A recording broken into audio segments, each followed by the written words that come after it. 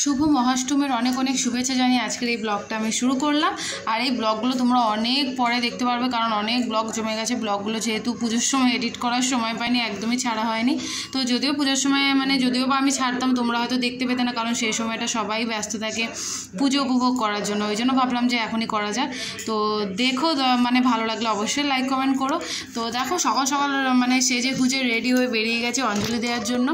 এদিকে দেখো আমি একটা শাড়ি পরেছিলাম, শাড়িটা কেনার আমার কোনো ইচ্ছে ছিল না, কিন্তু ব্লাউজটা আমার দিয়েছিল। এবার অষ্টমীর দিন কী বলো তো, অঞ্জলিটা আমাদের সচরাচর দেওয়া হয় না, কারণ প্রত্যেক বছর এত রাত করে ফিরি, সকালে উঠে আর দিতে পারি না, কিন্তু এবারে দিতে গেছিলাম। তো ওই জন্য যাক শাড়িটা আমার ইউটিলাইজ হয়েছে। কিনেও ছিলাম, ইচ্ছেও ছিল, কিন্তু ওই দোনো ছিল। এবারে মাই ডেকেছে হয়তো, ওই জন্য গেছে। তো দেখো সকাল সকাল একদমই চলে এসেছি মণ্ডপে। আর এই প্রথম পাড়ার মণ্ডপে আসলাম আর কি, এর আগেও আসা হয়নি। তো মাকে প্রণাম করলাম। আর এদিকে রিমো, আমি আর অতনু একসঙ্গে অঞ্জলি দেবো। সবাই না খেয়ে আছে, সকাল সকাল উঠেই একদম স্নান করে চলে এসেছি। পুরোহিত মশাই এখানে শান্তি জল ছিটিয়ে দিচ্ছে, মাকে দেখে একদম মনে শান্তি। আর দেখো এদিকে আমাদের দেওয়া হয়ে গেছে অঞ্জলি। আর রিমোর মুখটা খালি একবার তোমরা দেখো কি করেছে, মুখের অবস্থা। আর ওকে বলাতে ও আরও লেপ্টে করে দিচ্ছে।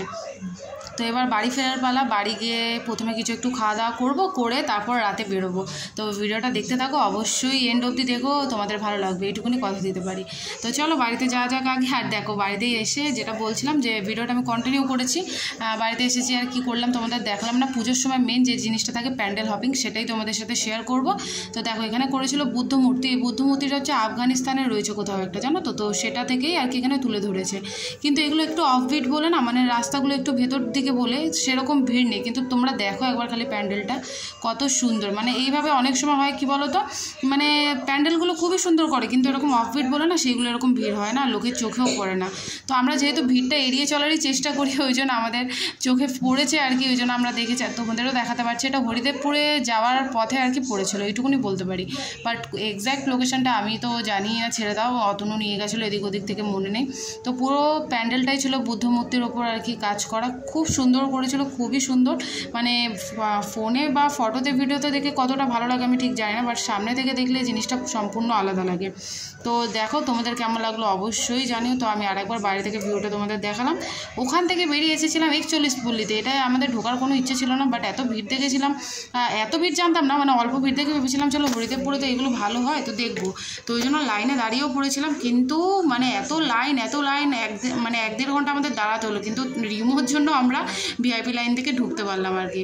আর প্যান্ডেলটা দেখো অসাধারণ। আর রিমোর জন্য কেন ঢুকতে পারলাম, কারণ রিমো তো জানো হট করে সবার সাথে মিশে যায়। তো একজন এরকমই ক্লাব উদ্যোক্তা ছিল, তার সাথে এত ক্লোজ হয়ে গেছে, তো বাধ্য হয়ে সে আমাদেরকে পাসটা দিয়ে দিল। বাধ্য হয়ে না, ভালোবেসে রিমোকে ভালোবেসে পাসটা দিয়ে ফেলেছিল।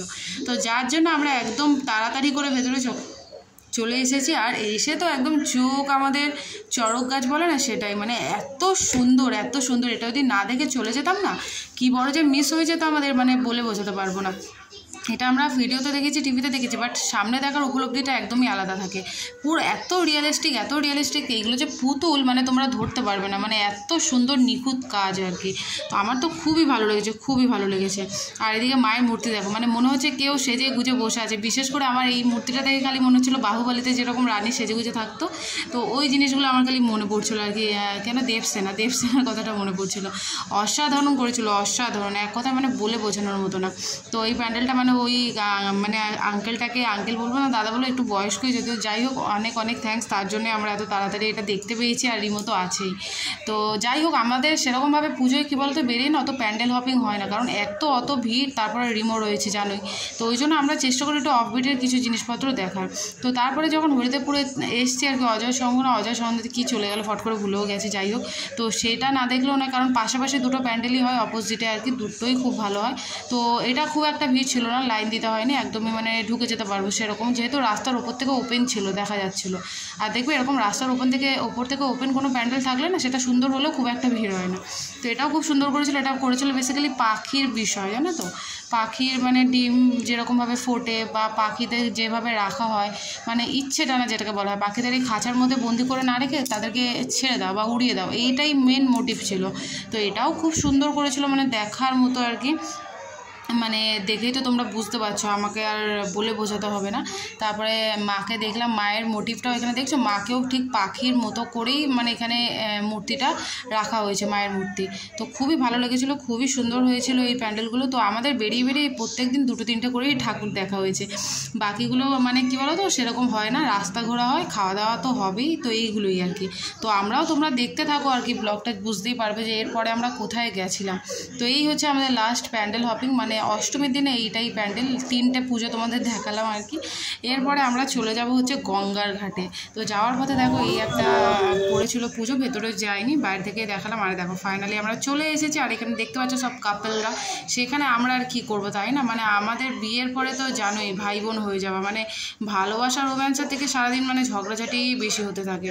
তো যাই হোক, আমরা গঙ্গার পাড়ে চলে এসেছি। আর এখানে আমরা শুধু না, মানে আমাদের একটা বন্ধুরাও এসেছিলো, বন্ধুর গ্রুপ আর কি। আমি, তনু, আমার ছেলে তো আছে রিমা, তার সাথে তাদের ফ্যামিলিও, তার একটা মেয়ে ছিল, আর তারা হাজব্যান্ড ওয়াইফ। তো আমরা সবাই মিলে খুব এনজয় করলাম, বসলাম, একটু খাওয়া দাওয়া করলাম।